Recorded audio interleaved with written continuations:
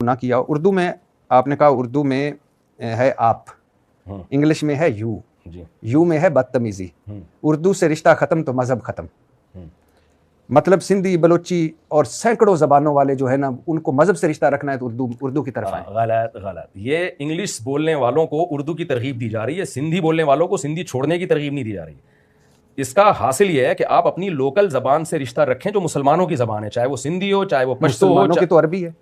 عربی اب سیکھ نہیں سکتے نا. کیوں نہیں, آپ ترغیب دیں کہ سیکھیں. دیے ہم نے, اسی بیان میں ترغیب دی ہے. اسی بیان میں نے کہا کہ اصل تو یہ کہ سب عربی سیکھیں.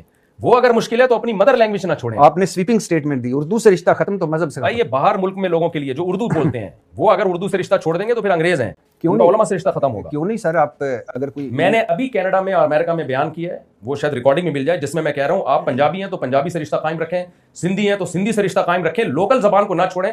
کیونکہ انگلش تو آپ سیکھ ہی جاؤ گے, لیکن اپنی ماں باپ کی زبان آپ نے چھوڑ دی تو کلچر اور مذہب سے آپ کا رشتہ ختم ہو جائے گا.